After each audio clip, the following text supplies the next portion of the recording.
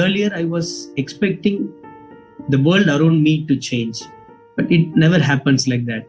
So when I started meditating regularly, the world inside me started changing. I felt that I started surrendering to the process. Even if some things are not happening the way I think, nowadays I have a maturity that the greater mind has bigger plans for you. So I started accepting things and life is flowing.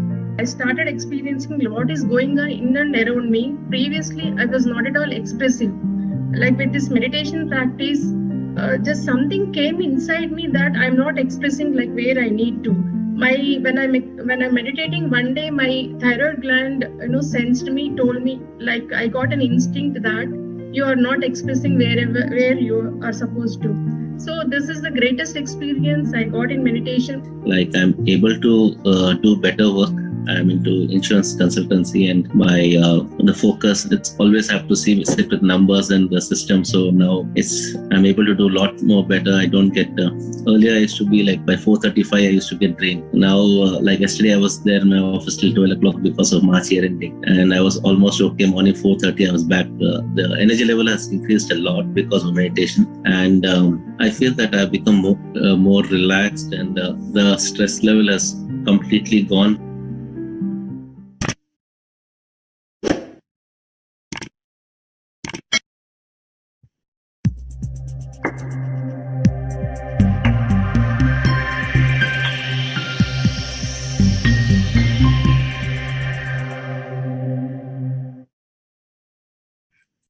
Namaste, very good morning and evening, dear friends and masters. No prize for guessing. Sir is joining us a little later, and today Pari Patri will be joining us around 7 a.m.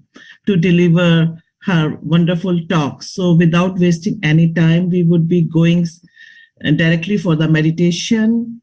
So let's start our meditation.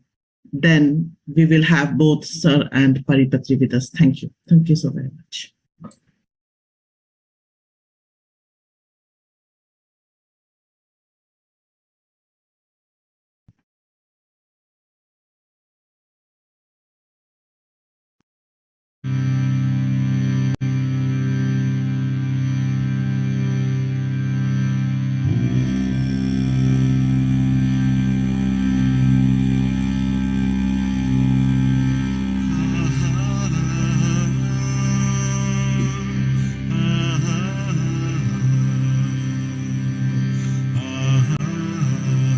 Dear friends,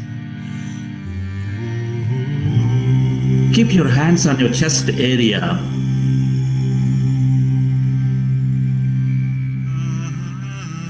Keep your hands on your chest area.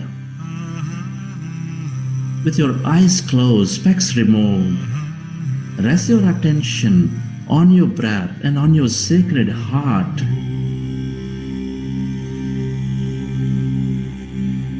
Take a slow, long, relaxing breath.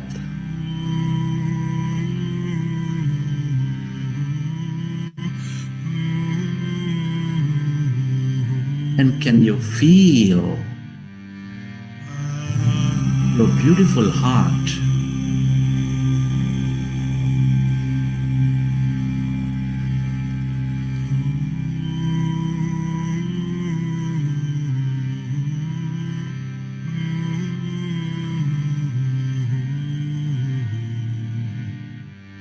Breathe more of that slow, long, relaxing breath and feel that seed of all emotions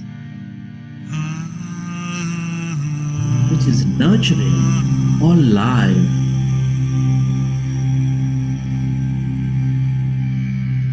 It is love energy. It is gratitude energy.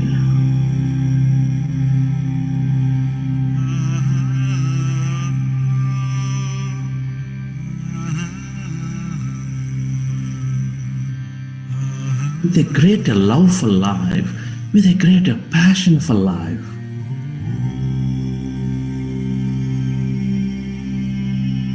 Feel your heart center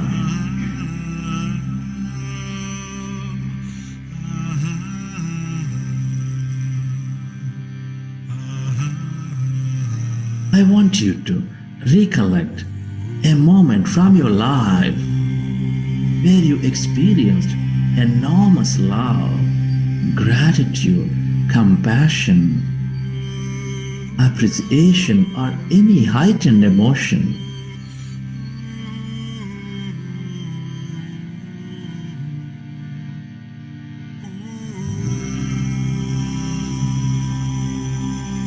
And can you feel that emotions of love?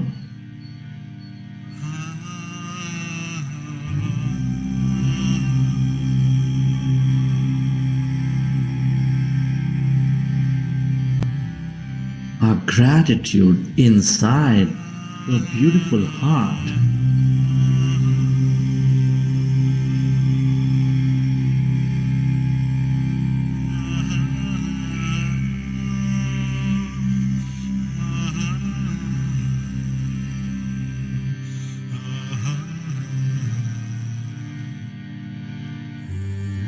Relive that moment from your life and feel more of that energy inside your beautiful heart.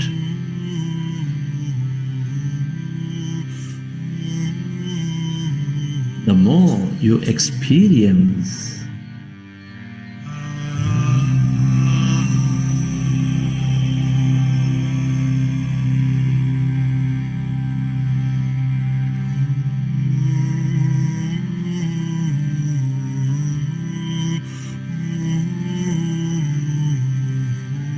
that emotion, the more you're becoming one with all things and everybody in that experience.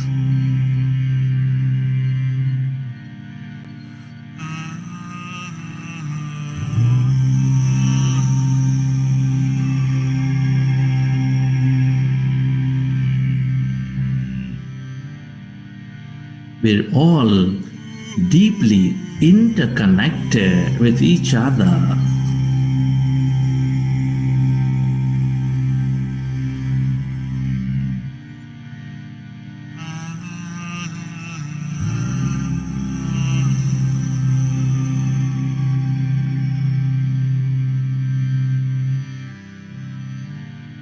Deep inside, we are specks of energy.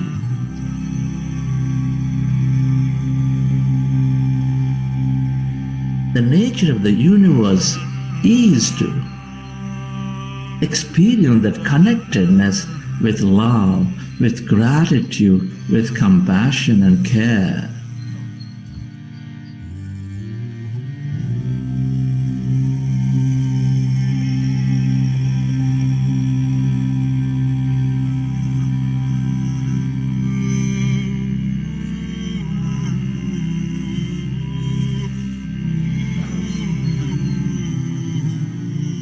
Feel it.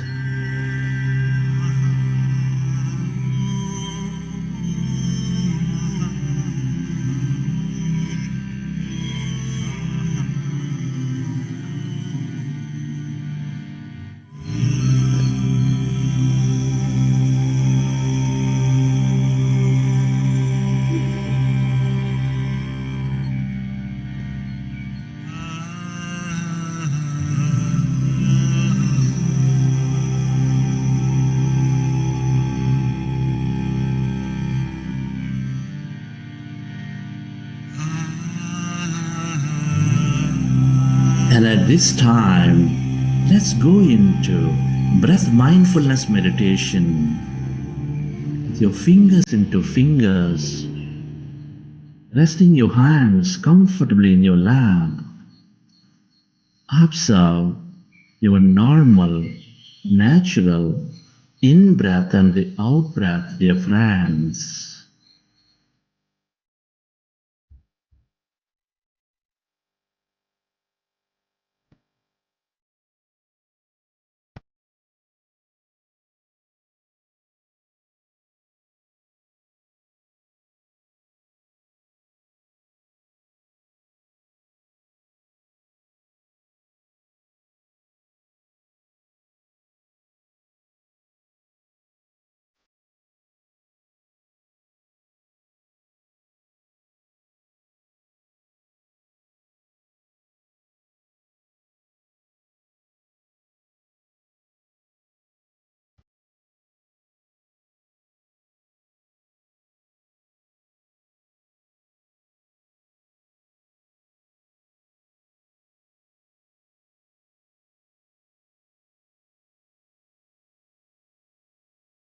We are going into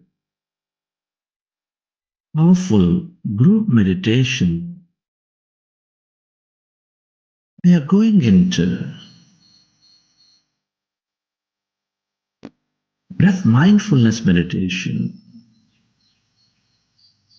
We observe our normal, natural in breath and the out breath for the whole duration.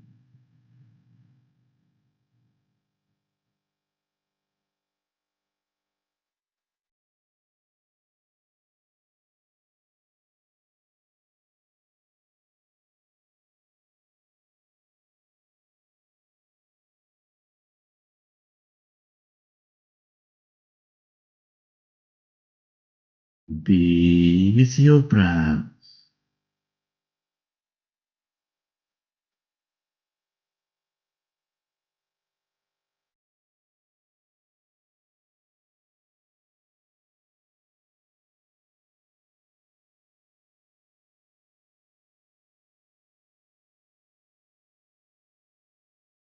No forceful inhalation, no forceful exhalation. Observe just that natural, normal, soft in breath and the out breath. Our goal is to empty our mind. Our goal is to merge into that greater emptiness, that quantum consciousness.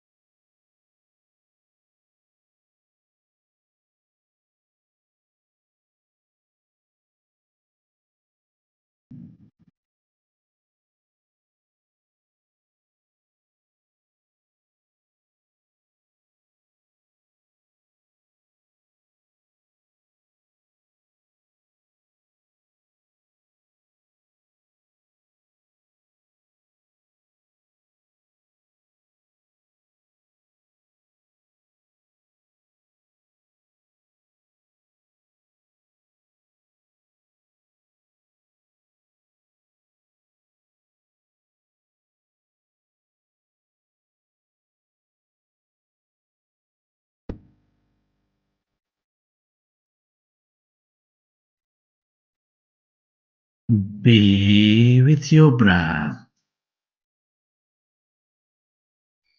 Become one with that in-breath and the warm out-breath.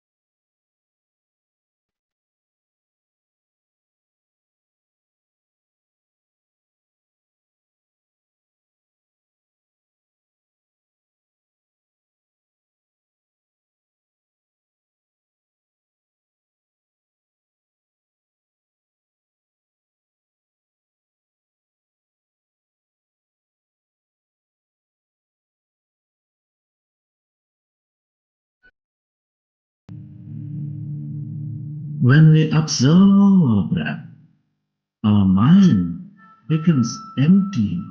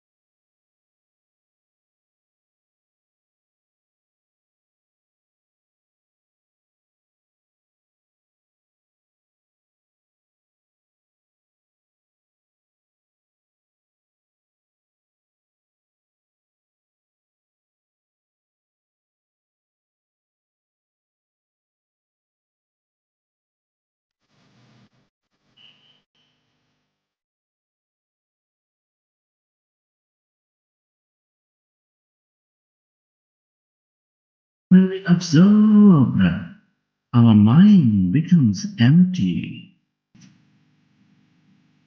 When the mind is empty,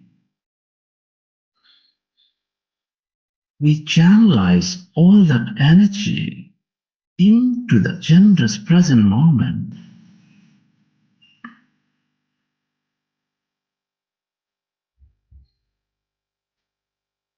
We allow our body to function at its natural balance.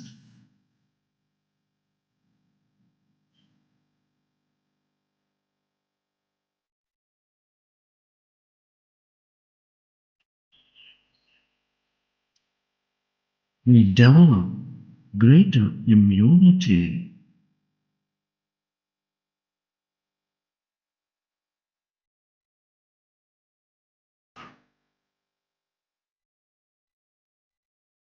Be with your breath. Become one with that in-breath and the warm out-breath, dear friends. And tell yourself to slowly and slowly become empty of all thoughts in your mind.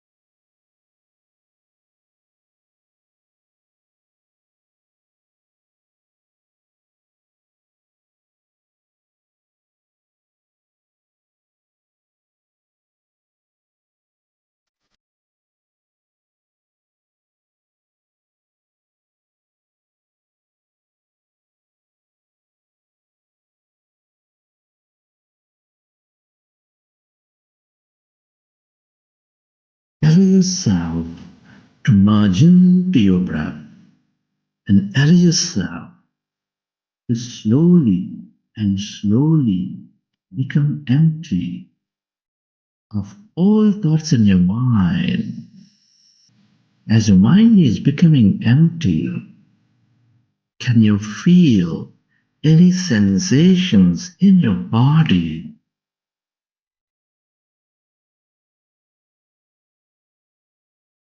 Can you sense energies in any part of your body or all around your body?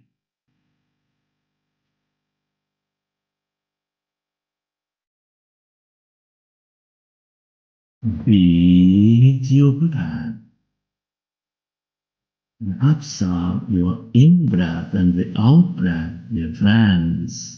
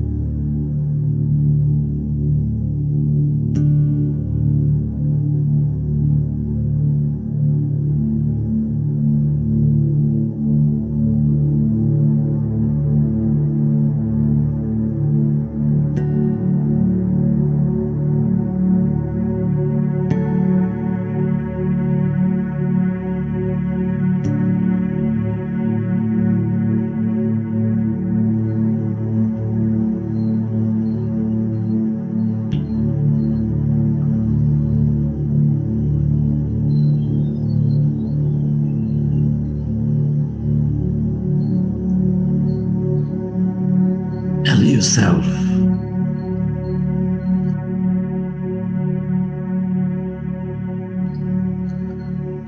allow yourself to become totally empty of all thoughts in your mind.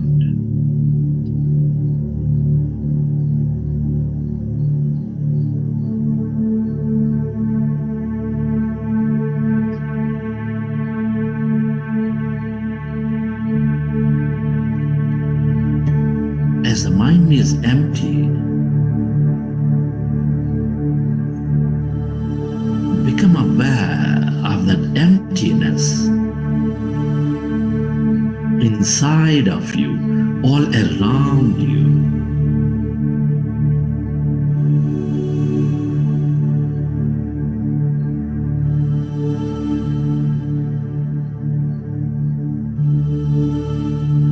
We are less matter, more emptiness and energy.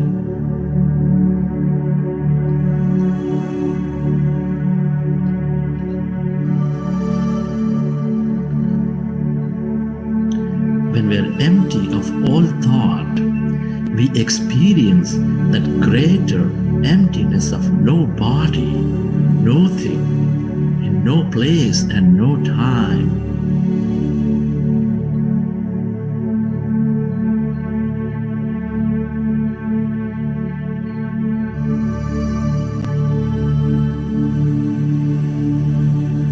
If you find yourself in thought, gently go back to observing your breath and slowly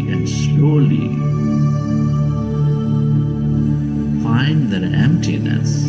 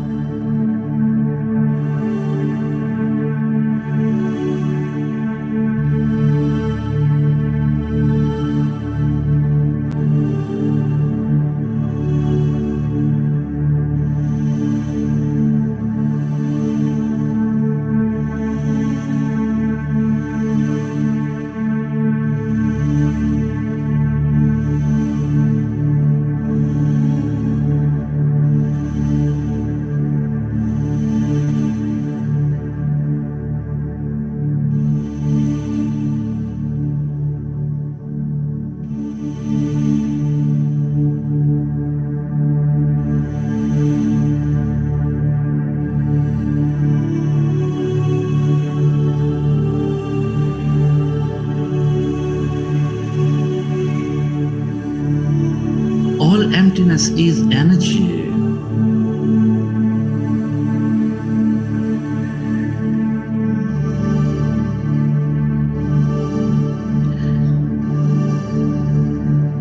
This is the quantum energy field with unlimited waves of possibilities or experiences.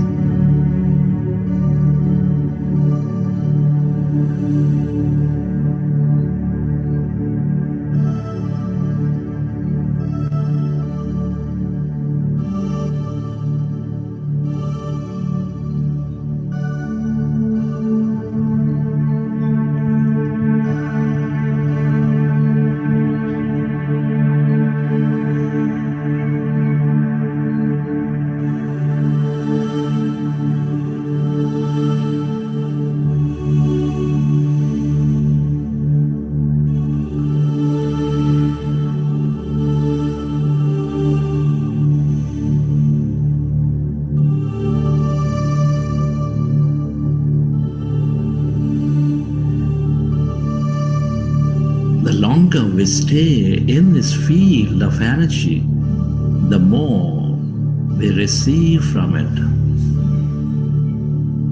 The more open we become to the possibilities, dear friends. Stay aware of that emptiness as no body and allow yourself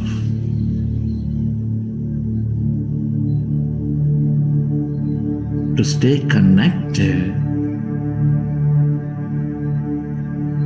to this energy.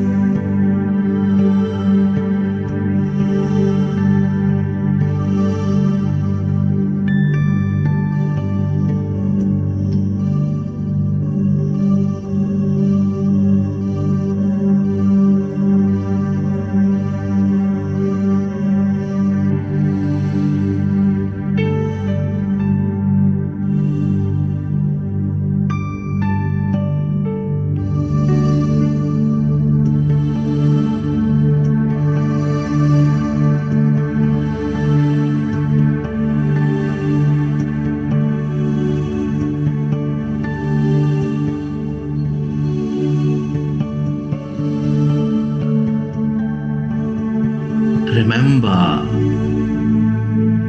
we are less matter, more energy.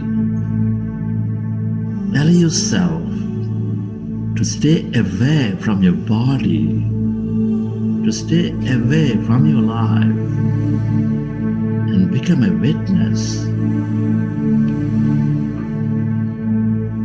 Become that awareness.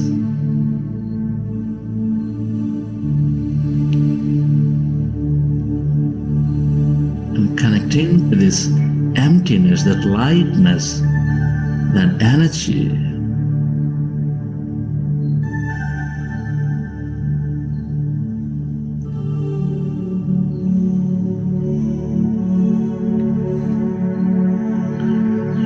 The longer we experience this unlimited, this unpredictable,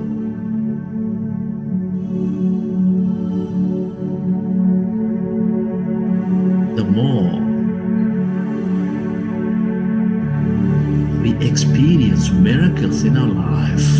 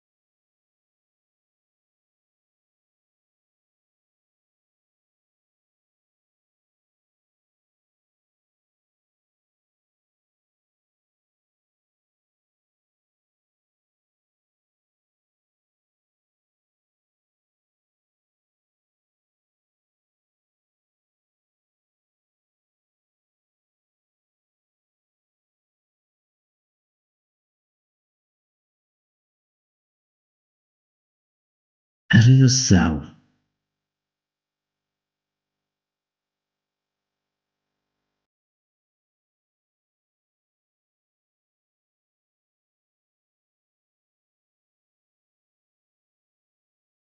to merge into this emptiness of yourself, where everybody and everything are connected. This is that quantum consciousness, your greater self.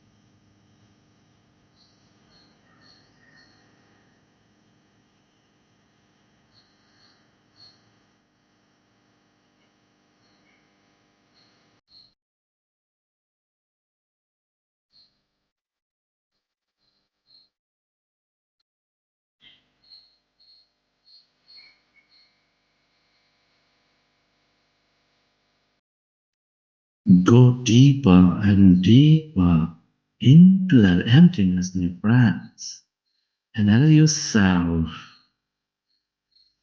to experience your wholeness again.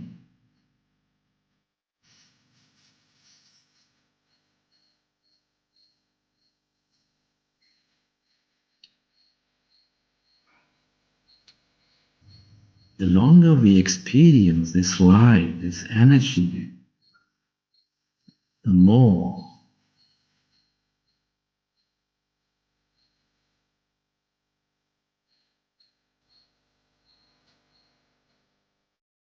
we are becoming of it, the more we experience it whole.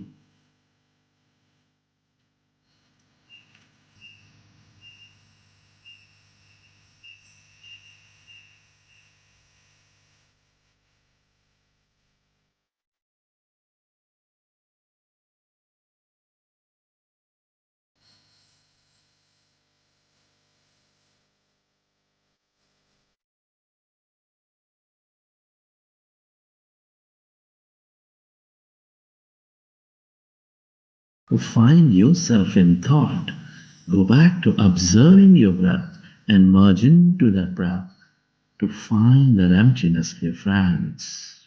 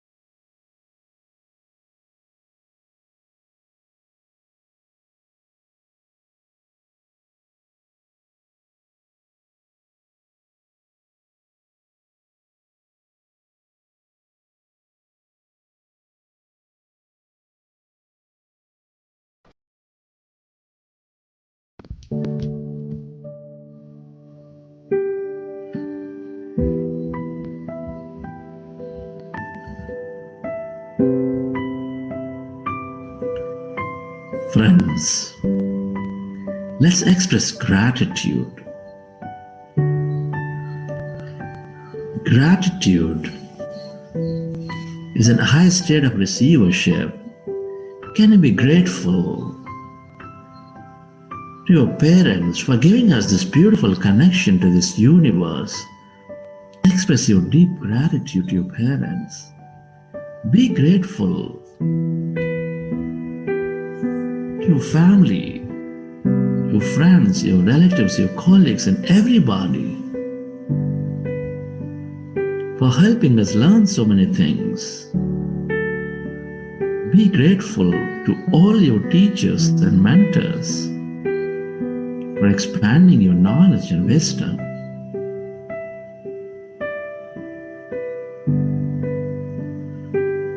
Be grateful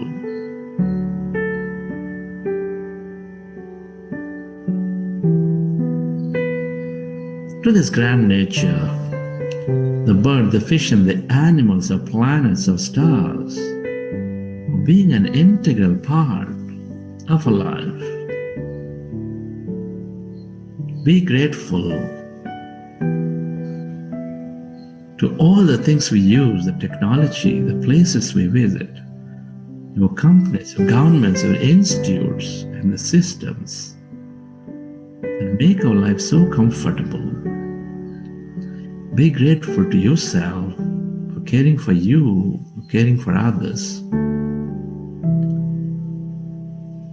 Be grateful to this greater intelligence, that quantum field,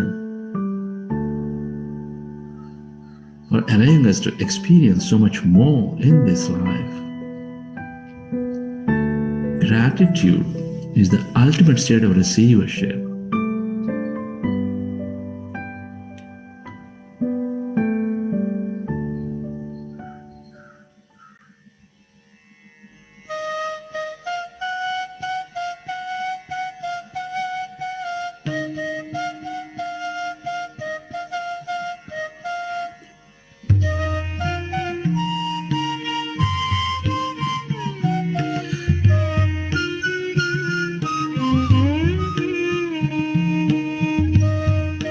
Relax your body.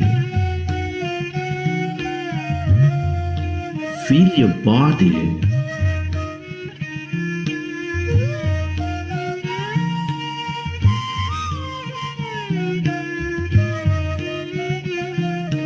Relax yourself and let your autonomous nervous system repair your body.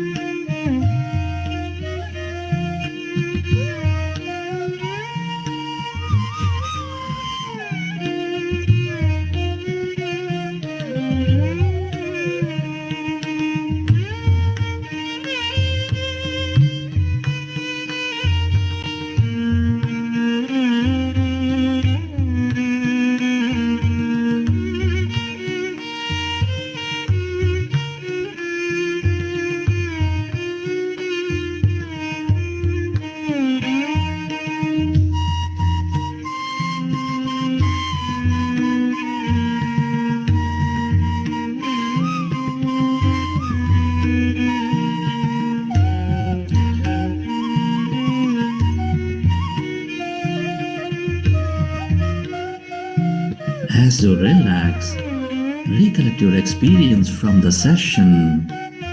How did you feel? What did you see? What have you experienced? And whenever you're ready, you can keep your hands on your eyes for 5 seconds, and then you may open your eyes.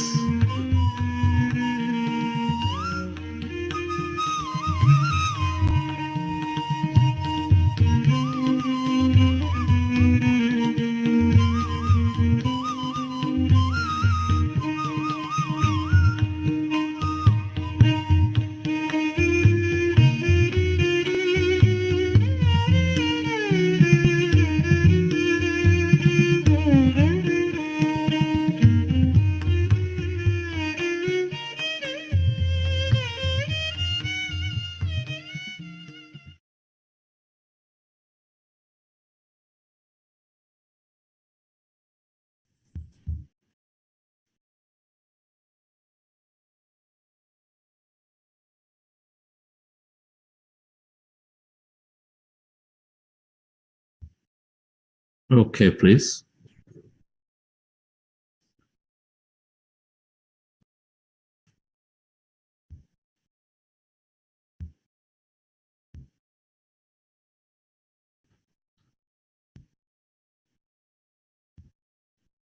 Wonderful.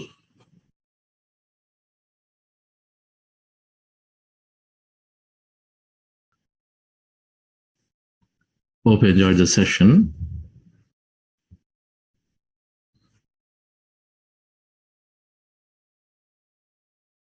Today we have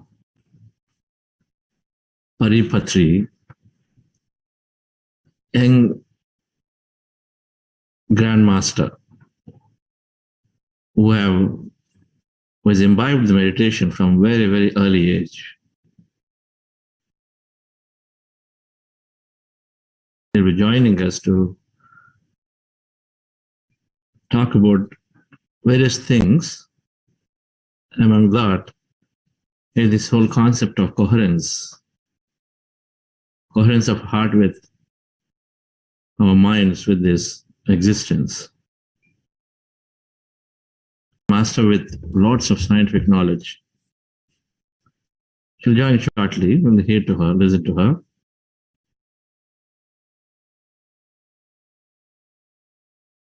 There is a concept of build up to breakthrough.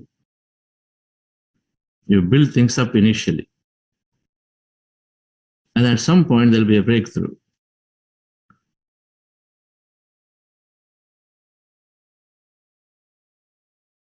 If I'm a sculptor, I'm working on that stone one stroke by one stroke by one stroke. Now, I don't see the result for some time. But then suddenly, I start seeing within a few strokes, after doing probably many, suddenly the stone breaks, and then I start again chiseling, and suddenly after some time I start seeing a beautiful sharp feature of my ears, of the ears of the statue that I'm making.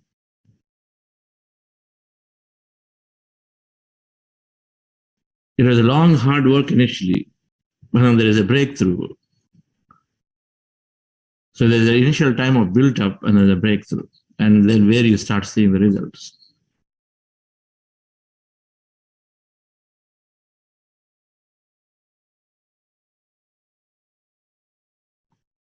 In businesses,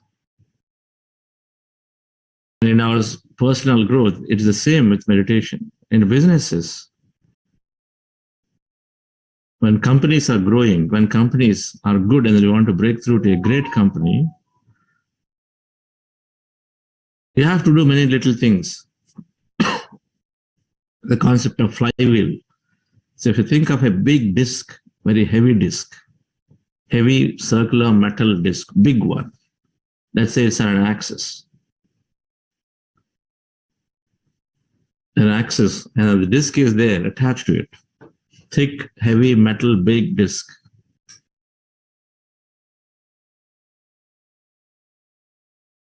So to start it,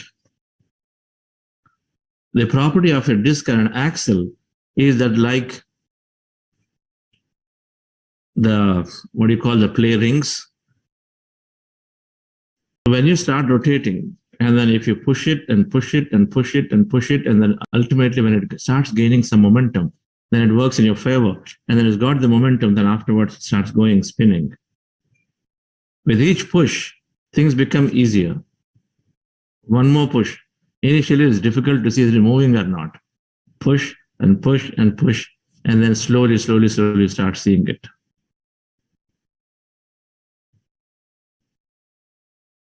And then after a few pushes, then the disc gain momentum, then it goes off. Flywheel, then it gained its momentum and they start running. Meditation is exactly doing that to us. We need to be constantly working on, we may not see it. Some of us may not see that flywheel that needs to be pushed and pushed and pushed. Now if there are a group of people, and if one is pushing in this direction, another is pushing in the other direction, because everyone wants to show themselves off. And then flywheel takes longer to start going there.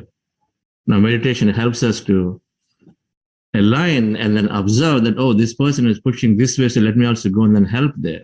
We naturally become together, and then we align to ourselves. That's coherency. We come together. Everything is working together. So then the flywheel can get off and then start moving faster.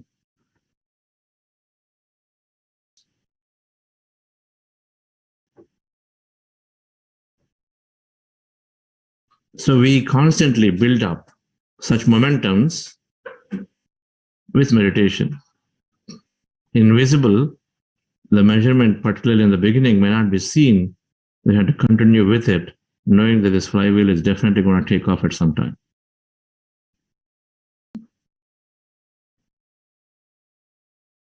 Anybody would like to share as we're waiting for Pari to join?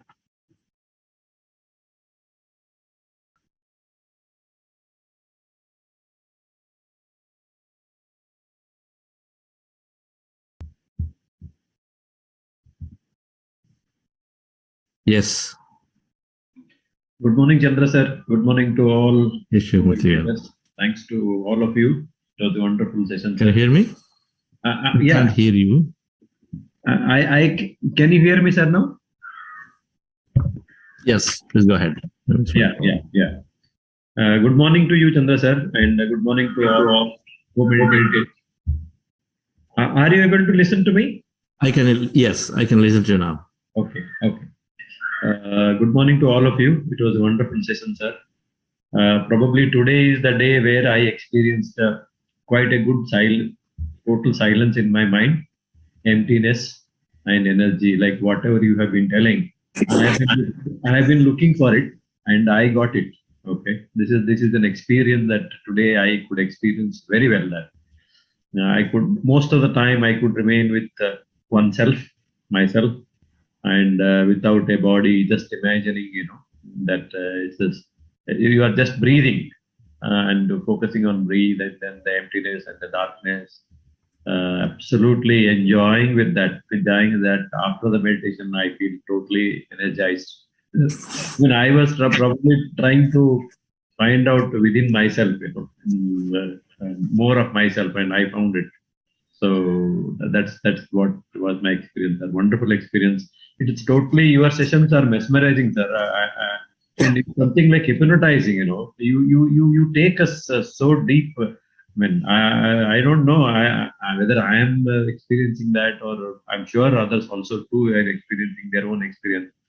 But I am thoroughly experiencing that. That's what I wanted to share with one and everyone here. Thank you, Shahrazad. That's great. Well, it's our intention. It's your serious intent, and then that's really what is helping, because meditation is intelligent to take care of itself. Everyone else has become really an instrument. The music is an instrument. The guidance is just an instrument. It's really your intent. Right? Yes, sir. That is true. But that is needed. To put us into a channelize. Maybe that's required. Okay. Maybe we can continue with our own meditation on my own. I can continue after some time, probably. Okay. But what I need is, at least I felt it was a need for me. So it has helped me a lot. I am able to do it now. So I'm able to enjoy it. I am able to focus it. I am regular. A lot of things I have learned. So that makes me better person. I feel myself. That is a plus point in joining this session with you. So that is wonderful, sir. Thank you. And so we do have Karthikeyan sir. So Karthikeyan sir, thank you, sir. We have Pari joined today. Wonderful. And yes, I also see Pari here. Thank you, Pari, for joining. Let's see, it's to make the spotlight. Yes. We listen to her. Yes, sir. Good morning. Hello, Chandra. Hello, Mr. Karthikeyan. Hello. Good morning. Good morning to you. Yes, sir. So we'll take your message afterwards, sir. We'd like to do it now. We listen to her. Yes. Thank you, sir. Yes, friends. I have great respect for this young master who is now taking on the responsibility of driving and connecting worldwide hundreds of thousands of meditators from PSS movement to connect them together to grow it worldwide significantly. Daughter of Patriji, but she, like many of us, she's been a very successful corporate leader. But early on, taking that, having that call, aligning to that call, and then coming out, and then taking on this path of spirituality, but more importantly, to bring it global in a way that people can understand and accelerate their learning and their growth. And so we have here, let's invite her, and I request Namita Madam to formally introduce Pari, and then listen to her, very, very scientific, and listen to her in whatever that she wants to say to us. Yes, Namita Madam. Pari Patri, founder of PSSM Global, is an award-winning executive spiritual coach. She was recognized as one of the top 20 global women of excellence by US Congressman Danny K. Davis for the annual International Women's Day in 2019. Formerly a corporate professional, she followed her heart and started her own business. Today, she is a successful mompreneur with a huge clientele. She is a keen researcher, and after intense research on various aspects of pyramids, she has created a holistic and very profound course on pyramid mastery. She is also a certified energy worker, crystal expert, and a therapist. Pari is a strong-headed woman who has her heart set on enabling people to achieve their big goals. She firmly believes that if every single person can work on themselves, the world can change. She has left no stone unturned to achieve the same. Associated with numerous international organizations, it is her strong intention to spread awareness about and fearlessly introduce Patriji and Pyramid Spiritual Societies movement across continents through PSSM Global. We welcome you, Pari.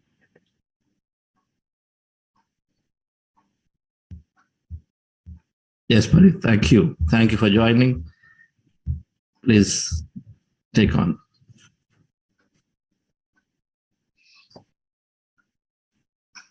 We can't hear you. You are... Well, yes, now you can hear me.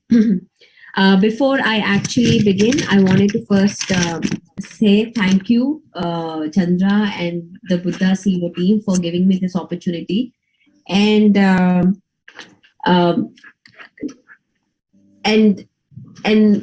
giving me this gift of meeting everybody and seeing Mr. Karthikeyan again. So thank you very much. So I just wanted to know, today is what day in this program? Which day? So we are day 30 and we are doing day 30. So we done meditation overview in the beginning, then physical health, mental health, intelligence, manifestation, emotional intelligence, and this week is spiritual intelligence, where you talk about purpose and we talk about the spiritual laws of six spiritual laws and all of that. Yes. Spiritual intelligence. Wow. Okay. Wonderful.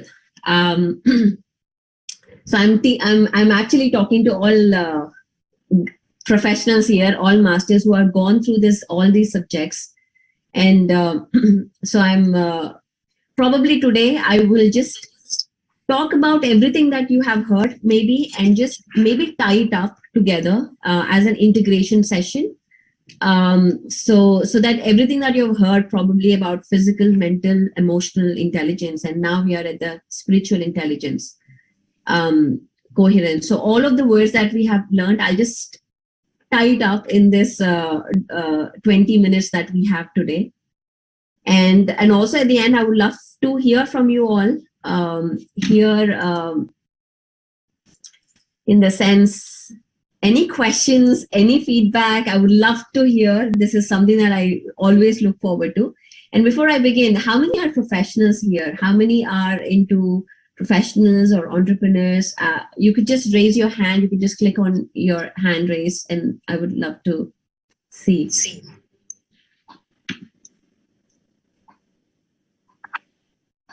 Okay, quite a bit. Wow. Wonderful. Usually, we find about 70% in our surveys in the beginning. Okay, wonderful. 100% are them.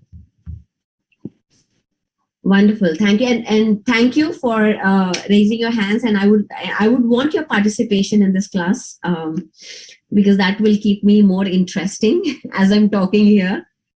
Thank you very much.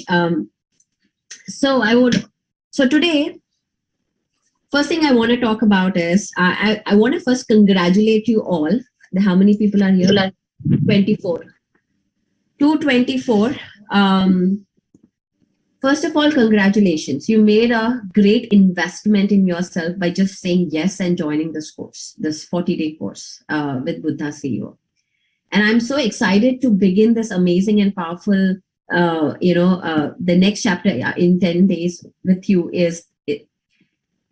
because today is 2/22/22. In India, it already started. It's not yet in US, but it already started in India. So it's really a powerful day. And I'm so glad that we are meeting and talking today. Actually, and talking about spiritual intelligence, lot of different portals. I may sound like a bit woo-woo right here, but I have to tell this because a lot of portals, a lot of energetic shifts are happening today. And I'm so glad we are connected. And I'm so glad you have meditated today, which is going to be amazing. And you probably have already seen the effects of it in your meditation today. And I would encourage you to do more and more meditation because this day comes only in 200 years. So, yeah. So just a reminder. Wonderful. So let's begin. Chandra talked about, Namita ma'am talked about me. And she talked about what I do. And I just want to introduce myself again in the sense to everyone who are new here. I was in corporate. I was working, doing a software IT job, a regular job, nothing special, nothing great about it. And as always, I saw everyone around me, and I believe that being successful is having a great corporate job, having a title next to your name, whatever the title is, whether it is a president or a director or a manager or any title, having a title next to your name adds a lot of value to you. Having a great luxurious house, apartment or whatever, a car in your driveway, and a successful marriage, successful marriage and having kids, all of these things that we talk about are the measure of success. As everyone around me, I believe that.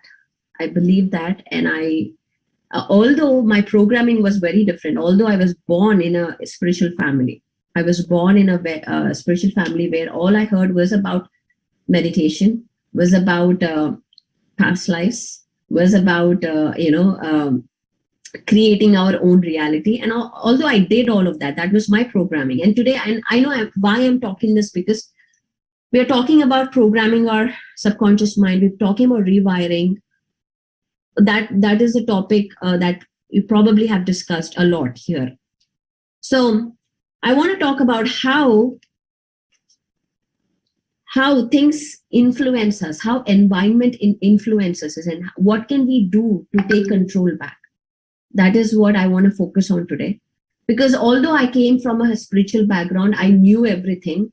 I knew that I could create my reality. And of course, I did that as well as a child. I could create my reality. I could, I probably said this many times, if I didn't want to go to school, my teacher would not show up.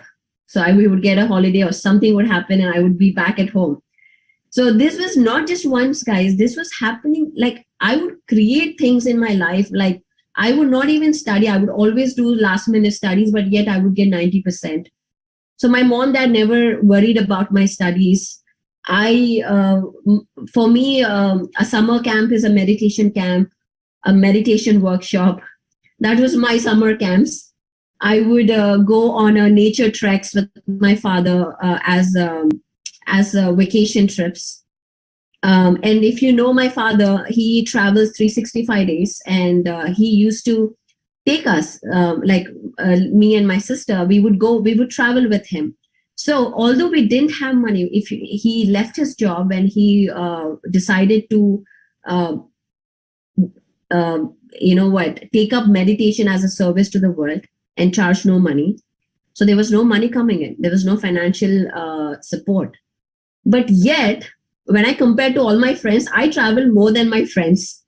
I had probably more fun than my friends, and all of this happened, and there was nothing related to money, abundance.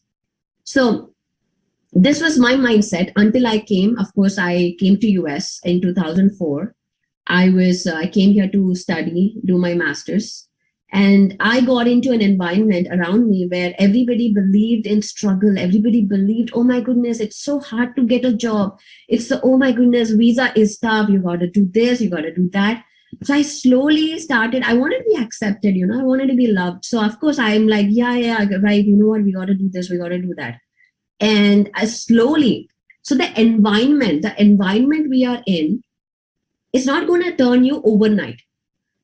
The more and more permission I gave myself to accept their belief systems, to accept what is being told to me without resistance, I said yes, yeah, it is struggle. It is, job is not easy.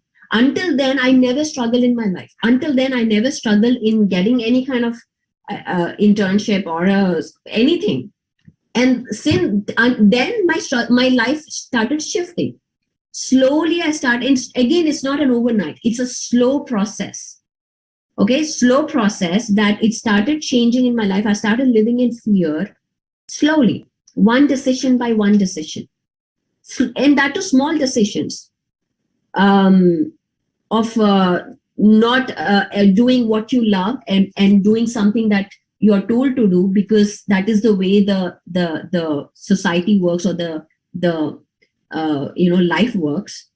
So I started allowing myself to listen to that. And why? Because my environment changed. I was no longer surrounded by people who believe in themselves in meditation.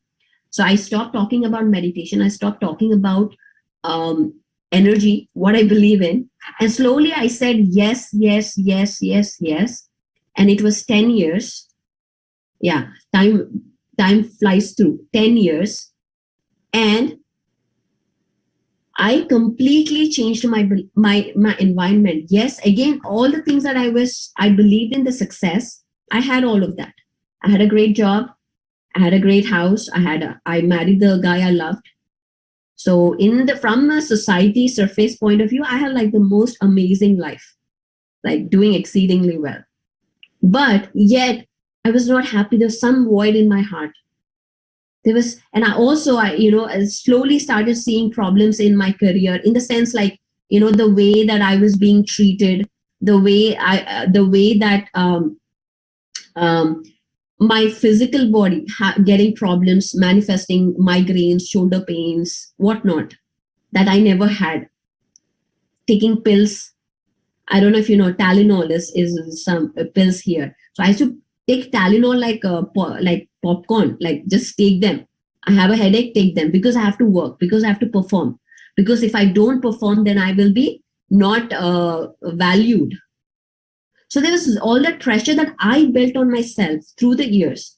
So then I started thinking about it.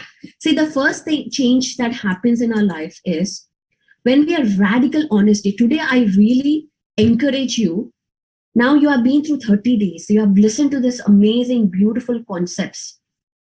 But it's time to be radically honest with ourselves. And that is the first step. 3 simple steps of getting out of the situation where we are from and changing our lives. Because the point came in my life that I have decided to change my life. Like I started, there was a point that, I hit my rock bottom, that there was no more going down and I had to change. There was no other way to change. And I had to, and that is the moment where I started thinking radical honesty with myself about digging up our uprooted old belief systems, the core belief systems that lives in darkness or simple unconsciousness that are no longer serving us, and we need to transform them. So then I started thinking like, okay, I was not enjoying the work that I'm doing. And I believe that I can't do it. I believe that I'm not creative. I believe that I don't know anything else other than probably what I was doing. I was not trained in any other things. I was not good at painting. I cannot paint. I cannot dance. I cannot sing. And that is the standard ways of creativity that we have been told. So I knew that I had no ounce of creativity within me. So what else can I do? What else that potentially that I can do that I love? So there's belief systems that, okay, if I leave this job or if I do something else, what would be the worst thing that can happen? So that is where the radical honesty, I would encourage you to start thinking about it. What is the worst thing that can happen to me if I do this? Then what? Then what? Then what? Say, for example, if I leave this job and start a business, what is the worst thing that can happen? I may fail in that. Okay, if I fail, what will happen? Everybody will be like saying, oh, you know what, I said so, you can't do that, you can never do that. People may point out and say that, okay, if they did that, what next? What next? And the answer always when you go, what next, what next, what next, is always at the end that I might die alone or I might die like a failure. The death. The ego loves to use fear as a way to protect us, and failure or judgment, because failure or judgment is also equated with death in our subconscious mind. We rather die than fail. We rather die than be with shame, because we equate failure in our life as death. I cannot fail. So anything, if I want to try, that is how we have been encouraged. All the first rankers sit in the front, all the failures go back. Parents, if you do good, I will reward you. If you do bad, I will punish you. Religion, if you do good, if you don't lie, if you do charity, you get good karma. If you do anything, if you're not abiding the society rules, you get bad karma. You get a divorce, or you get laid off or fired, and that is considered bad karma. So anything so again, see how the society's mindset has been programmed through religion, through our media, through our movies, through our society, through our education system, to be abided by the rules that somebody has created for us. So if I don't go abide it, the religion will say, you sin, you're a sinner, you did something wrong, that's why you have this. So all the bad karma, good karma, or the good or bad, the failure or success, it's all programmed. Since our childhood, we've been programmed like that. And no wonder we are scared of failures. No wonder that we don't want to be a failure at any point. Because and that holds us back from being who we are, from expressing our own truth, from just expressing our own freedom in a sense. Because of fear, what will others think about me? If I am, so in my case, I am this Patriji's daughter. If I do something and if I fail, everybody is going to talk about me. That is again a biggest fear. What will happen if I start a spiritual whatever, I'm not Deepak Chopra, I'm not Patriji, I'm not this. Who am I going to talk to? Who is going to listen to me? So there's a lot of fears that we encounter, not just in here, even in whether in your own career. We have to put up this mask to be who we are, to be respected, to be valued, forgetting that there is nothing that we need to be valued. I don't need any damn degree against my name to be valued, to be feel worthy, to be loved. I don't need to have a successful marriage. I don't need to have kids to be valued as a woman, to feel worthy, to be loved, to be accepted. But we put these conditions around us saying that, wow, if you have this, then you know what, then you are worthy. Then you will be, if I have $1 million in my bank, then some people will come respect me. I'll show them people who I am. So all these belief systems is something that why am I talking? Because these are the core belief systems. I'm not worthy. I'm not enough. These are the core belief systems that root up into every fear that we encounter. Every fear. So the first thing is to getting radically honest with ourselves. And also see, if you, whenever that my belief system came up that I'm not enough, that my biggest belief system was spirituality and money cannot go together. That was my belief system, that it absolutely cannot go together. And of course, no wonder if I had that belief system and I wanted to be successful, I had one belief that I had to do what I don't love to be successful. Second belief system, money and spirituality cannot be together. Third belief is I want to be successful. So with these three belief systems in my mind, no wonder I attracted what I attracted in my life. No wonder I attracted a job that I was not satisfied. No wonder I was struggling, because I was having these contradictory belief systems in my mind. Our subconscious mind, now again, Chandra must have told this many times, and repetition is programming. So I'm going to repeat this. Whatever your subconscious mind believes, your reality must express. Your reality must express. Your reality, your experience is a projection of who you are, what your belief systems are, and what your frequency is. So it's like an oven. Your mind is like an oven. You put a chocolate pie inside your mind, and you can't expect an apple pie outside of it. You're going to get chocolate pie. But what do? We put I'm not worthy, I'm not enough in our mind, and we expect a beautiful, great experience where everybody loves us, values us. How is that possible? It's not possible. So it's about what are you putting inside your subconscious? What are you feeding? What are you consuming? What are you? See, your subconscious, whether is a belief is like whether anything, a belief is anything that you repetitively have it. A thought that is in repetition, that accepts, is a belief system. Okay, whenever I go to a mall, one time I get a parking spot immediately next to the entrance. I get once, I get twice, and third time I'll be like, I am lucky I get parking spot. And it can be true the same other ways also. If you never get a parking spot, I'm unlucky. I never get a parking spot. So that's a belief. So that becomes a belief system, your core belief system. So your belief systems are anything that are repetitively, you have accepted it. Your subconscious mind accepted it. So first thing to understand is just be radically honest with yourself. Write down, take a journal and write down why. If there is any situation in your life that you really think that, why can't just never change? Why am I here? Why am I attracting the same person? Why am I attracting the same job? Why am I attracting the same people in my life? Is because you have to go examine your belief system, your subconscious mind. What is your programming? What are you projecting out? That is the first thing that we got to do, is write down and be honest with ourselves. Again, here, I probably contrary to most of the gurus who tell you we got to be positive, we got to be miraculous in this, but in this case you got to be honest with yourself. You got to first see what is that's holding me back. Why am I creating this in my life? And the answer will come to you. Okay, the first thing that pops up in your subconscious, first thing that pops up in your mind is the belief system. You don't even have to go deeper.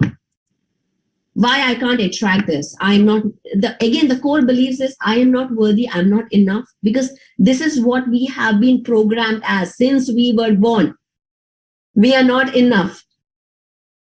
The advertisements, if you don't buy my shampoo, your hair will be horrible. And all the girls are having a bad hair day. Why? Because we have constantly see the beautiful airbrushed hair and we think that we are not beautiful. So it's a constant thing that we are happening around us, constant programming. So first step, be radically honest.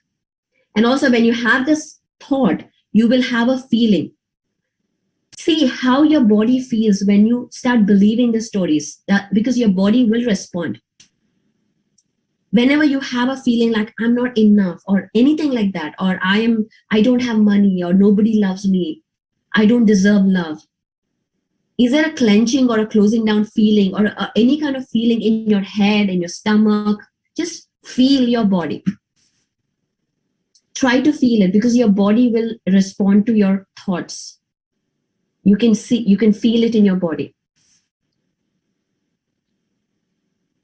And there's so many belief systems. I don't deserve it. I'm not worthy. I'm not ready. I'm not ready is the biggest thing.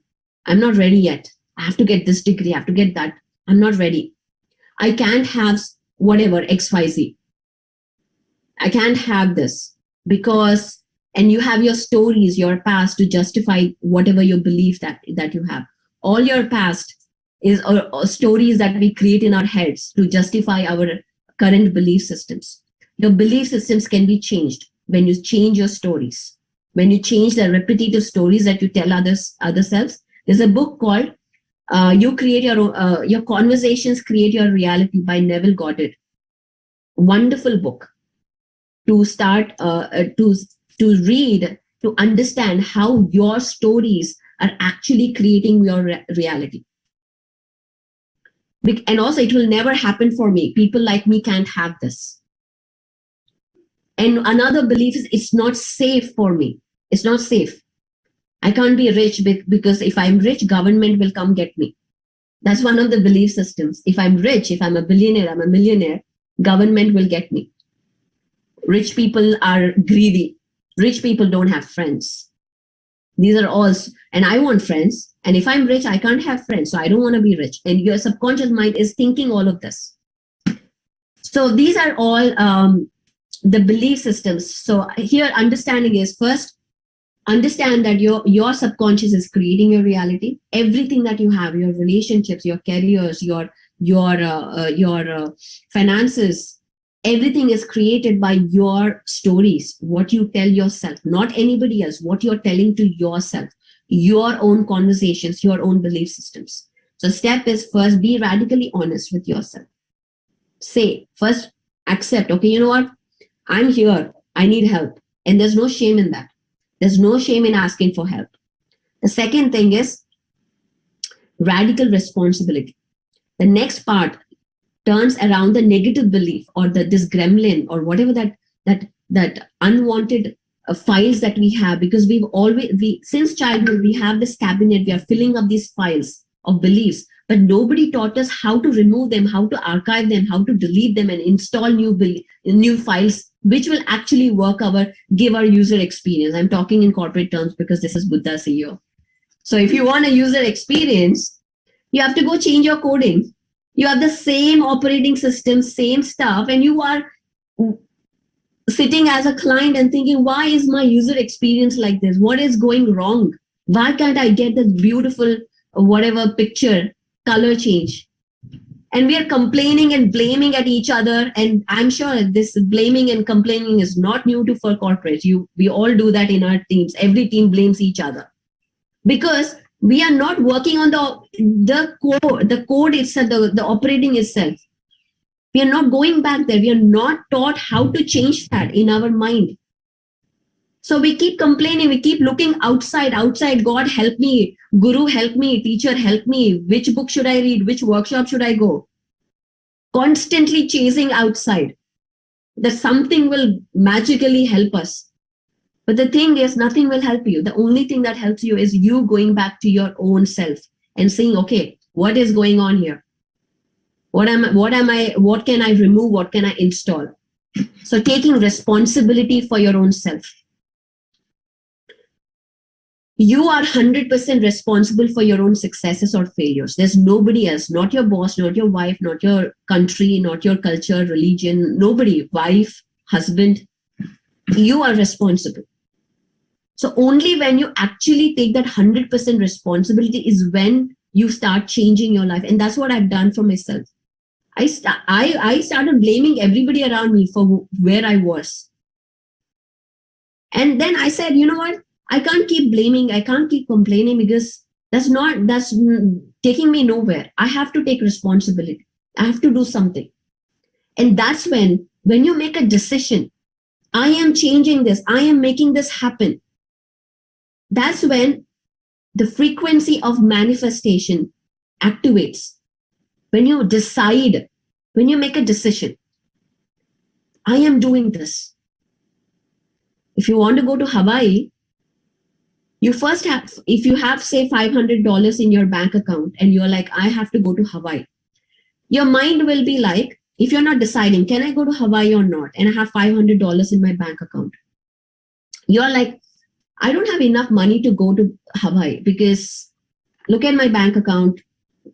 The flight itself costs $1,000. How am I going to take all this?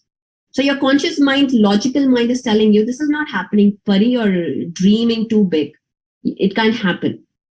So, and then we convince ourselves saying that, yeah, I can't dream that. Maybe I'll go to Pennsylvania.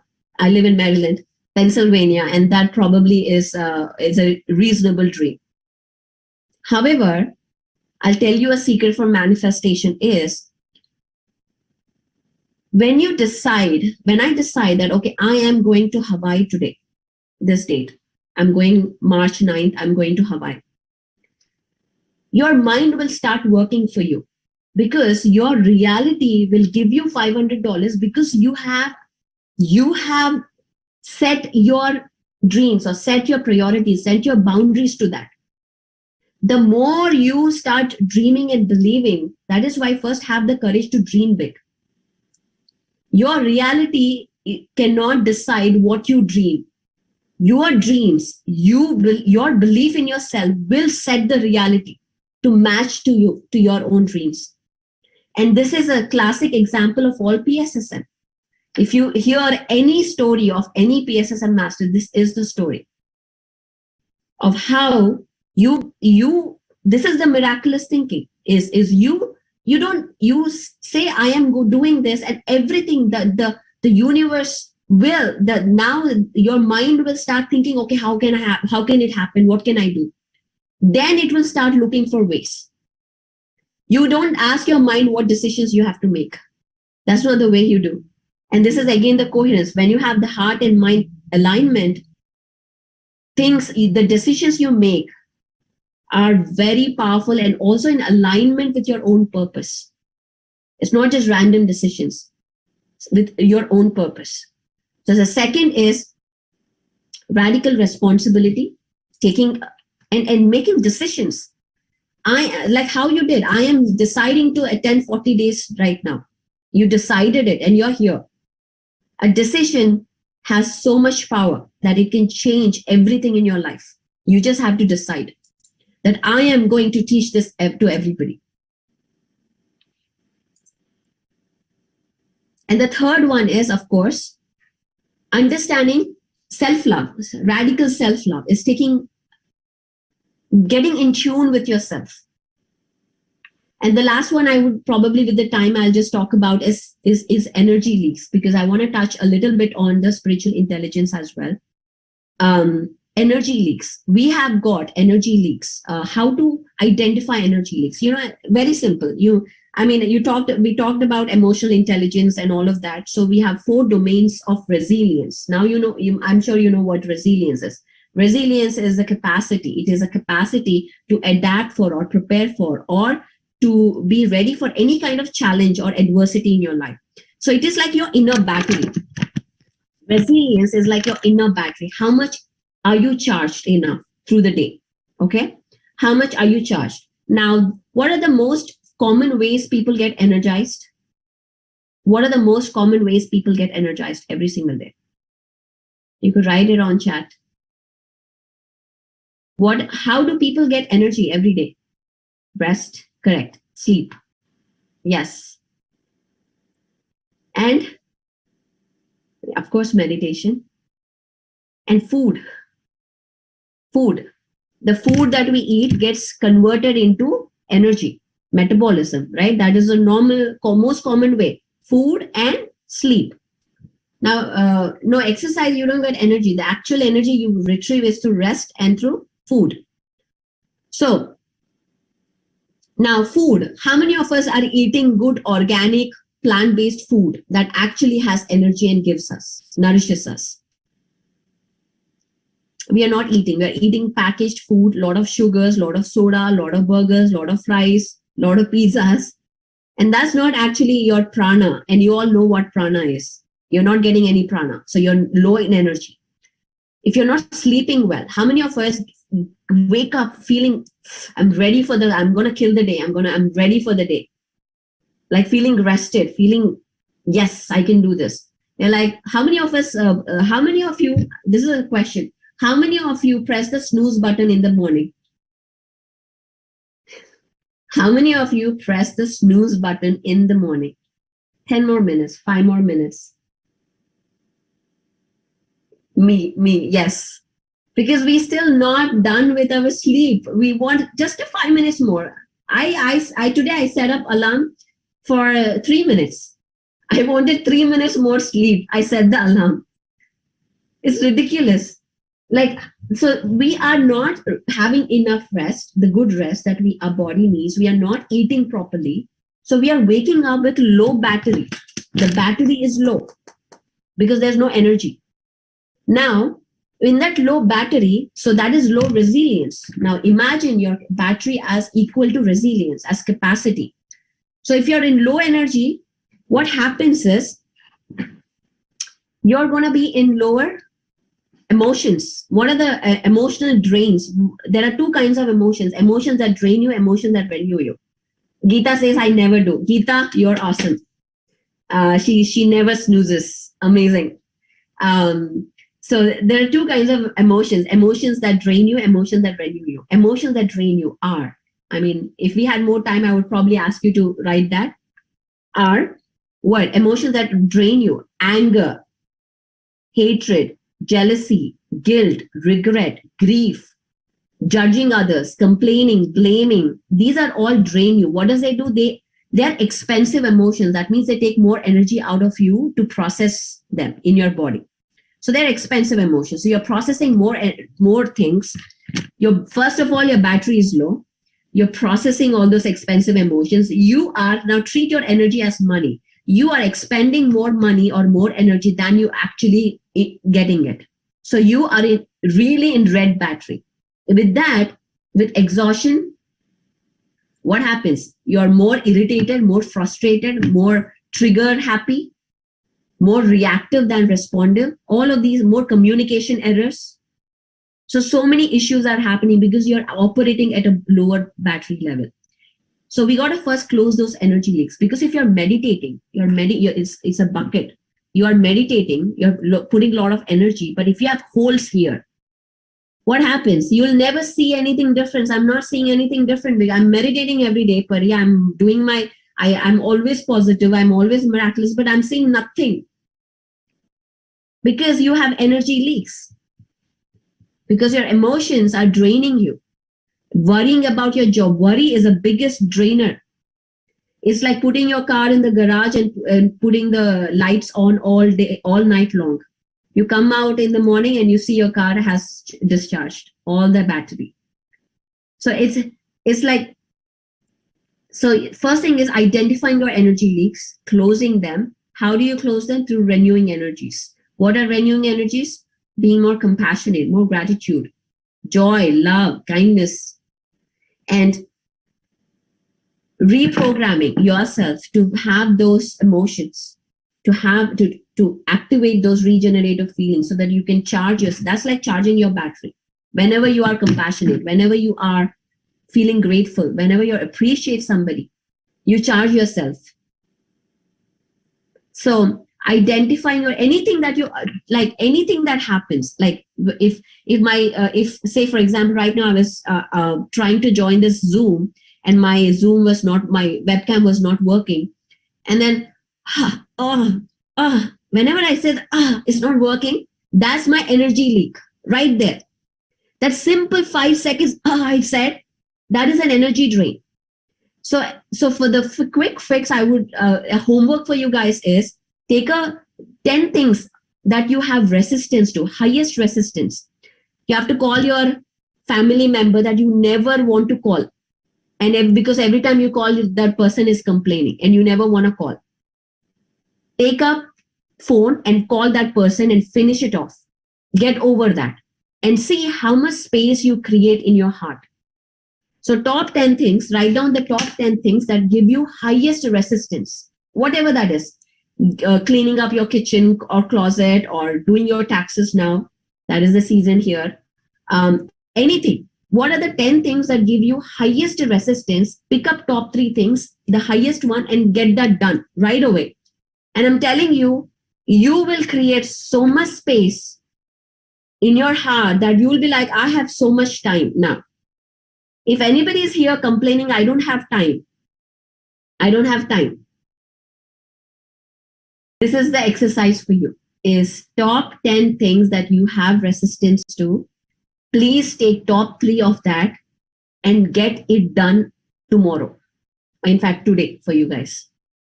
And you see, and I would want to hear from you how you feel, how much space you get, the strongest resistance, anything that can be. Sending an email to somebody, doing a project, it can be anything. Cleaning your closet. Every time you walk into your house and you see the closet, I wish I had a different house. Why? Because your closet is not clean. And your mind will go to, I wish I had a bigger closet. I wish I had a bigger house. So this is a challenge for you guys, is do this exercise. And I want to hear from you how it went. I want to see your resistances and what top 3 resistances you have changed in your life. You have get done now. No more waiting. No more, because that is the one that is taking up all your space, all your time. And you feel that you don't have time, you don't have money, you don't have energy to do anything, and you feel exhausted. So this is my challenge with this. I want to close this session. Thank you so much, Chandra, for bringing me here.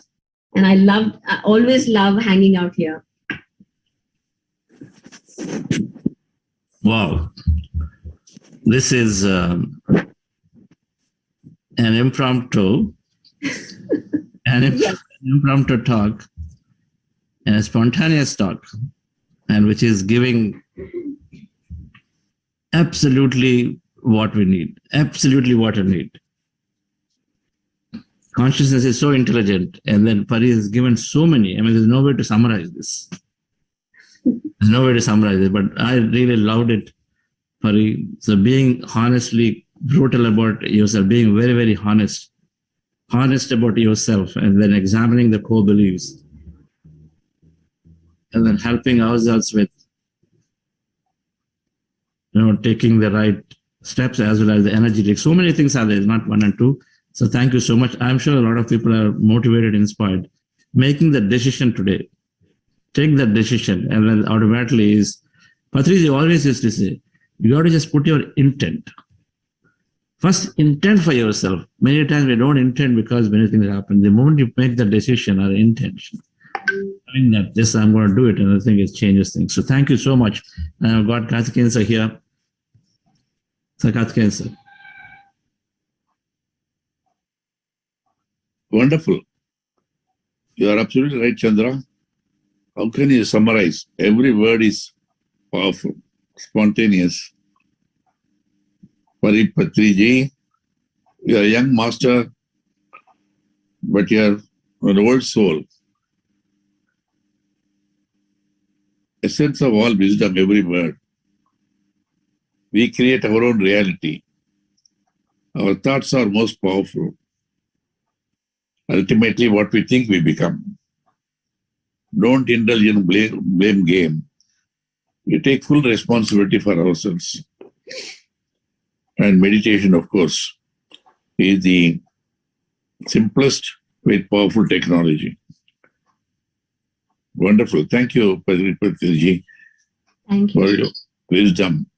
The essence of all wisdom and experience coming from your heart and from your experience. Very powerful. Thank you very much. I'm glad I'm here to listen to you this morning. Thank you. See, that's why. So when I wanted to write about meditation, I said meditation, because many doctors with degrees A to Z said, oh God, after joining this meditation, we have cut down our medicine, or they say we prescribe meditation as medication. And then I wrote I want to write a newsletter, Meditation is Medication. So I asked a message from Sadhguru Jaggi Vasudev and also from Shri Shri Ravi Shankar Guruji. Shri Shri Ravi Shankar said, no, meditation is not medication, it is much better than medication. So I have to change the title of my newsletter after listening to the experience of meditators. Meditation is miraculous. At that time, I thought maybe I am exaggerating. But now I listen to you, of course, Patriji, and there were many youngsters of people of all ages with all problems, how their lives got transformed. Physical health, mental health, spiritual health, relationships, their power of concentration. Then I said, I'm fully justified to say meditation is miraculous. In my own life, at a critical point in my life, where I had to handle very, very responsible position, but I found myself alone. Then I had went to Vipassana meditation. At the end of the meditation, I found then there is so much of inner strength which we were blind to, our own inner strength. I came out with clarity, confidence, courage. I can face anyone, any situation without any compromise on my basic values. Then I wrote to, I was both in the Central Reserve Police Force and also the Central Bureau of Investigation. I wrote to the bosses, Director General of the Central Reserve Police Force, Director of the CBI, telling every police officer must go through this meditation because that gives inner strength. They said 10 days is too long. Can it be made into 5 days or 3 days? I wrote to Goenkaji, Satyanarayana Goenkaji, we call him Guruji, who brought Vipassana back to India from Burma. He said, Karthikeyan, when I went through, it was 3 months in Burma. It brought it down. It cannot be reduced less than 10 days, it will not be effective. Then I asked Goenkaji, such a powerful technology you are giving, 10 days of stay in the Vipassana centers, no charge. For the accommodation, food, teaching, everything, no charge. Why are you not charging? He said, how can I put any value on this? It's a priceless gift, life-transforming experience. How can I put any value for this? That's why we make it free. But those who have undergone the meditation, if they feel this wheel of Dharma should keep moving, they make a voluntary donation. We don't even want to know who gave what. There are people who cannot afford, you can just walk across. People who can afford, they can give. That's how it's been going on. So I always appeal to those who participate in this wonderful meditation, which has been, I'm supporting in a big way in the last almost 2 years' time. I said, whoever, because it's not enough if I am happy. It's not enough. Unless my family is happy, I'm not happy. So the peace of mind I get should be shared with the family. And then it's not enough my family is happy. This entire society should be happy. It's like all the 5 fingers are to be healthy, then only there is a strength in the hand. all parts of my body should be healthy. Then only I can say I'm healthy, happy. So I said this message, this wonderful technology, simplest. I must say with all spiritual movements. They all know, the masters know that. But I lent my voice and support to this because I found this to be the simplest technology for anyone to adopt. We have seen children from 8 years to people 80 years. Now I'm 82 myself. People all ages join and then feel benefited. So I appeal to all those who are participating. I said, if you feel benefited, if you want this to continue, it has to be spread all over the planet actually. It's not enough. So we should make a contribution. It's a free meditation, but according to your capacity, you make a contribution because physical resources are important, very necessary to spread it to more and more and more people.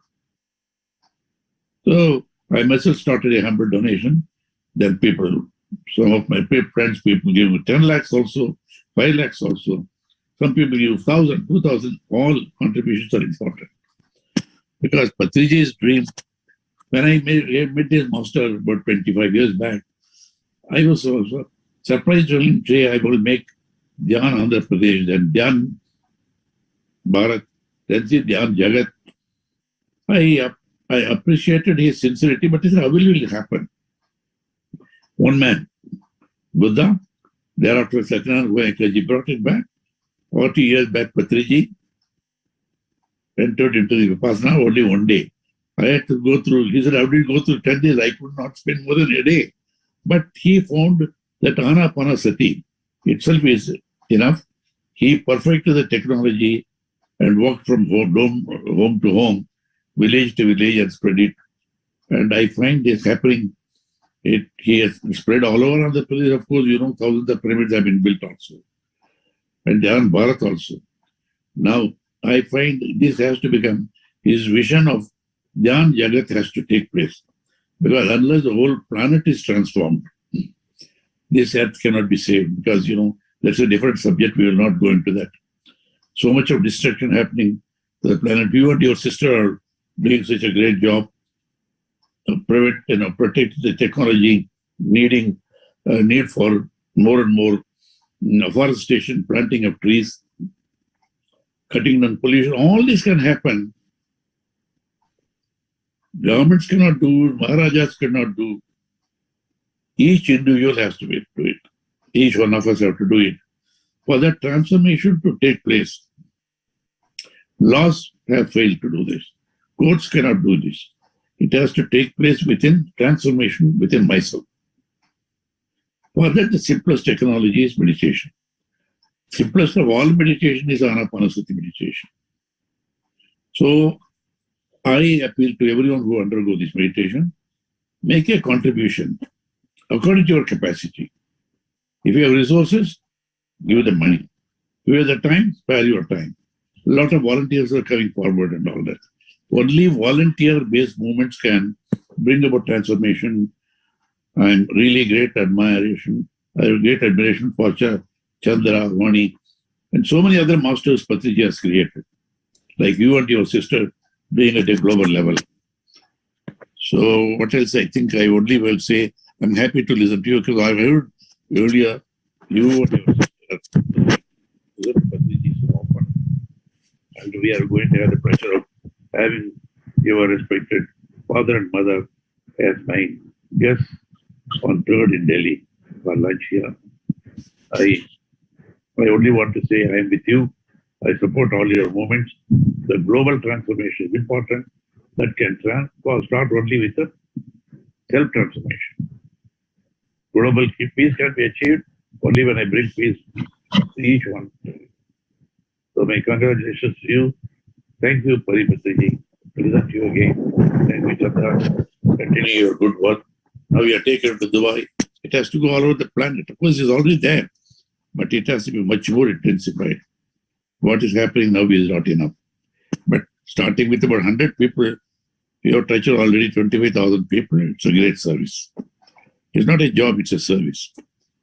I'm happy to be associated with all of you. Thank you. I think it's 8 o'clock. We are past 8.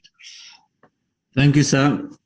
Always wonderful to hear the importance, the way you lay out the importance when you look at many things that are happening. And then meditation, the simplest technology, is always grateful to Patriji for simplifying it, this common, simple wisdom that everybody can adopt to. So thank you so much for that support. And Pari, beautiful. I know it's 8 o'clock. If people, there are so many have been talking, saying in the comments how much they're inspired. And we could take a couple of questions if anybody wants to. Definitely want one or two people to say something. But we have a lot of hands raised. But these are raised now, madam. Did we clear the hands from the past? So are these now? From the past. Something? We're just lowering, just lower these hands. And then just a couple of people would like to say something about today's session. And you heard from Pari and subsequently with Karthikeya sir. Who would like to say, have a comment or your feeling, express it? Raise your hand now, please. Okay. Ramesh. Add spotlight. Yes, unmute.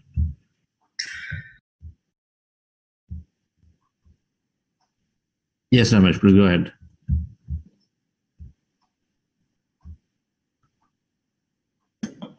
Yes, thank you, Pari ma'am. It was a great session today, and yes, we really inspired your messages. And always we feel that we have been meditating, but we are draining our energy. We are so now after your session, and we know how to prevent the energy leakage.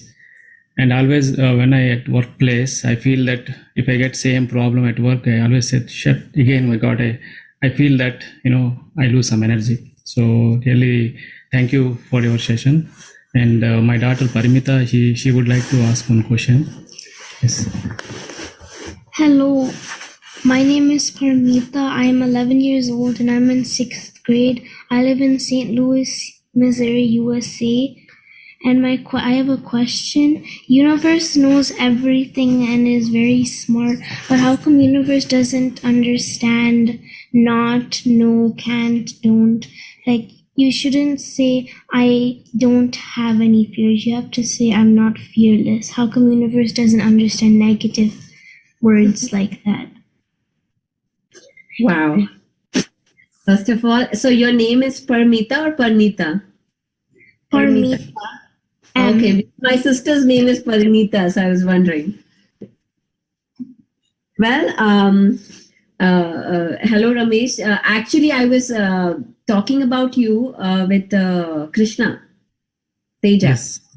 Yeah, he mentioned, and we have to connect. So I'm glad we are talking here. Yes. And wonderful, Parimita. Thank you for your question. It's a great question and very intelligent question. The universe doesn't understand words. The universe understands frequencies, understands how you resonate, what you are resonating. It means how you are feeling. So it's not the English language or a Telugu language or a language it listens to. Its language is frequencies, energies. So when you're saying I don't want and you're feeling frustrated, you're feeling like, I can never do what I want to do. I always have to listen to my parents. When you say those words, you're feeling sad. You're feeling like when I will be a grown up and do what I want, when will I do that? I'm sure you must feel, because my 5-year-old feels that every single day, that he wants to be a grown up and do what he wants to do. So universe is not listening to words. You don't even have to say words. Words is for us to get programmed. It is for us, not for the universe. For you. So you feel elevated. Why here in this meditation we are talking about elevation, elevate your heart or elevate your emotions, because that is your frequency. Every emotion has a frequency. So when you are at a elevated emotions, you are at a higher frequency. So when your thoughts are clear at that moment, you attract what you want. I don't know. I hope you understood what I said. Yes, I did. You did. Awesome, girl. You're gonna kill this. Kill it. Because if you understand this, you got the secret. So Wonderful. Thank you, Ramita. Thank you, Ramesh. Yes, Jagdish sir? Profound is the killer word for me, Miss Pari.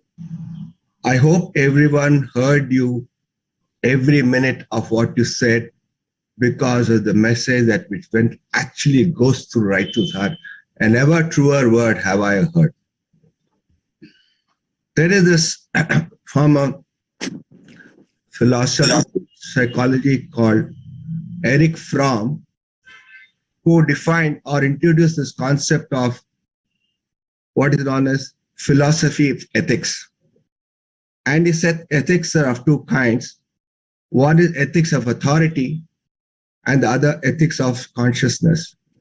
What he said exactly is that ethics of authority is when you are told what is right and what is wrong by the church, by the schools, by your friends, by society. And that when you imbibe that, you are never happy because you never know when you are right. But what works is the ethic of consciousness, which is precisely what you spoke about today.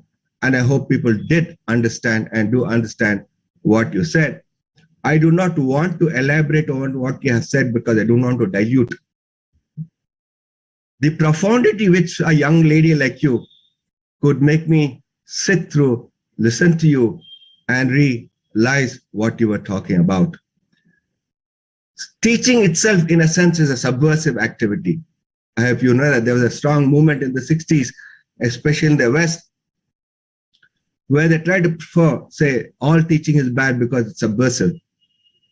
So when you talk, or when I even talk, probably it appears to be subversive, provided people have understood as something you are saying as an outsider, it is right. But as long as the consciousness absorbs and tells you, look, what Pari is saying is something that my conscious accepts and my consciousness loves to absorb.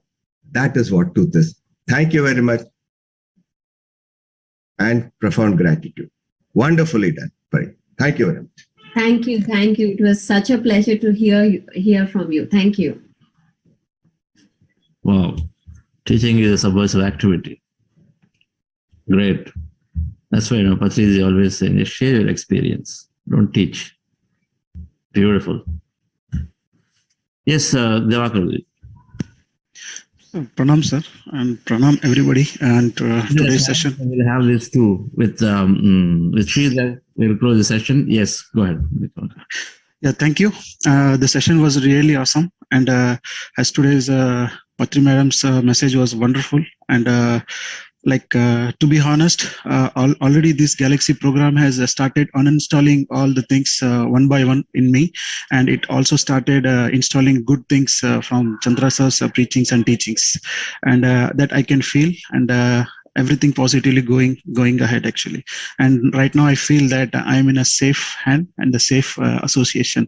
I just each and every day is really getting more beautiful for me, and I am like, as you say in today's session, just make a decision and the frequency of manifestation increases. So I just noted deeply in my thought, and it's going slowly and it's happening. Other than that, I'm really happy and enjoying this the entire process actually.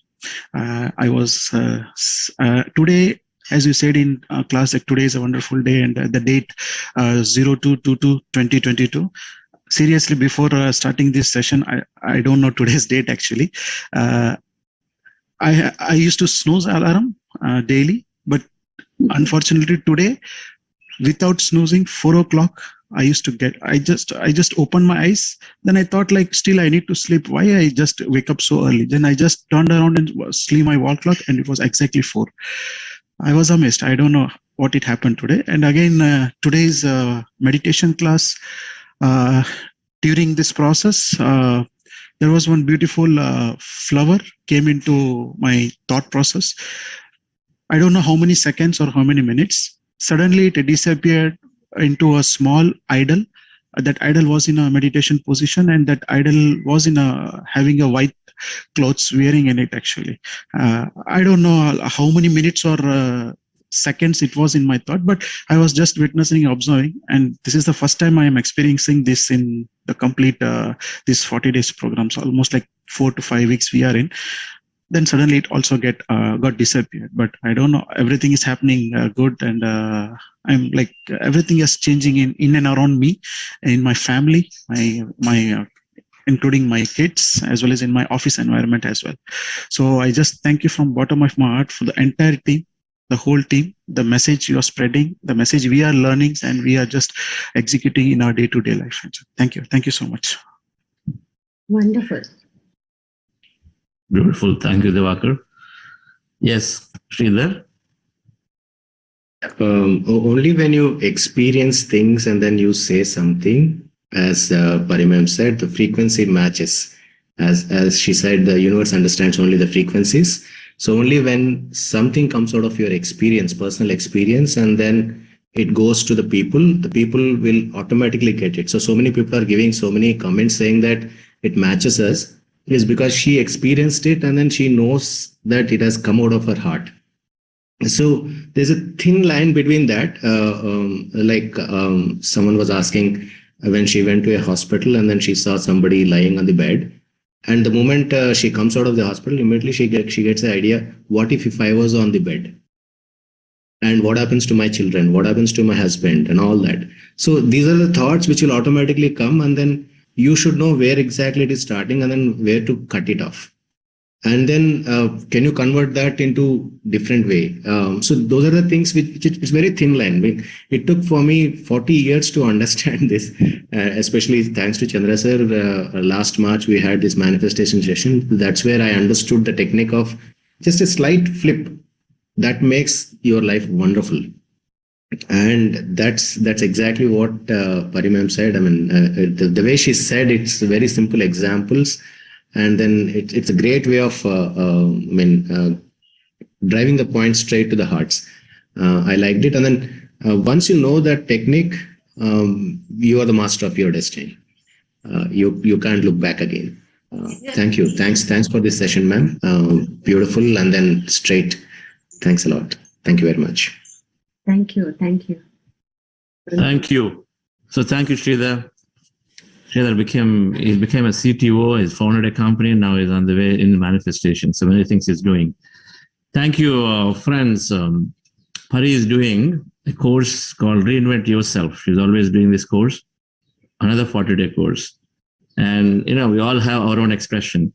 So you'll go through with Buddha say one thing, but then today you thought that she spoke a lot of different things, and that's how it is. So you will learn many more things in her course. And it's March 12th or 14th? March 14th. March 14th. So March 14th. We are ending this program on March 4th. So March 14th is a nice way to take a week's break and then go and join. And I'm sure there'll be a lot of things to learn like this. So that's PSS. Yeah. Sorry, go ahead. The link is PSS. PSSGA.org. I'll probably put here, but also I'm doing a intelligent stress management course for all corporates, professionals, entrepreneurs, which starts March 20th. It's a 4-week online course. We'll share more details, but I'll just put the link here. This is again to learn everything that we talked about. Resilience, emotional intelligence, and we're learning about self-regulating techniques. So if you are struggling with managing your stress, anxieties, and how do you self-regulate for better relationships, communications, and creating coherence in your life, this is a great course. So I highly encourage for everyone to join this. It's a 4-week course. We meet every Sunday on Zoom. And of course, Reinvent course is a 40-day free program that will go through all the PSSM concepts, meditation, and soul science. So I'll put the link as well here. Thank you. Wonderful. Thank you all. Nanitha Madam, do you have any announcements for today? May I close? So it's regarding the 2-day workshop on manifestation science. The name of the program is Prosper. Great We'll talk about opportunity. tomorrow. Yes. We'll talk about tomorrow. Okay, sir. Thank you. Okay. All right, friends. So thank you so much for joining and listening to this beautiful, spontaneous talk by Pari. So much inspiration.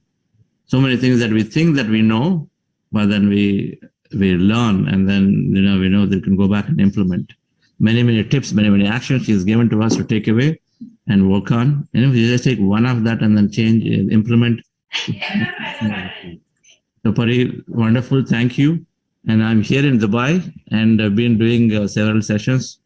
New people, and here is people there who are the host for me. Mm-hmm. They're doing this beautiful thing. We met Jay and Sudhakar. We've always been hosting, but now these have hosted so many sessions for me. So next time you're going through Dubai, they will host beautifully. Wonderful. Thank you. Great. All right. Thank you all, folks. Thank you. Thank you all. See you tomorrow.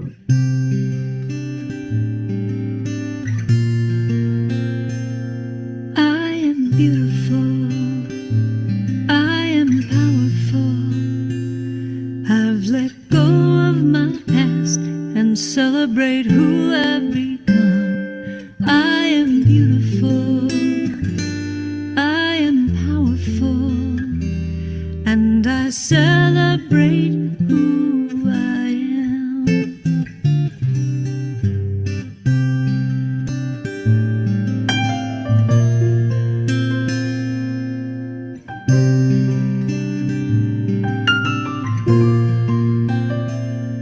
I am beautiful.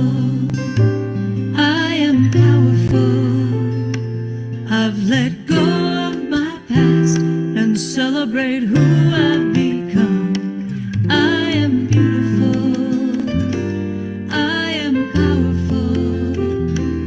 And I celebrate who I am.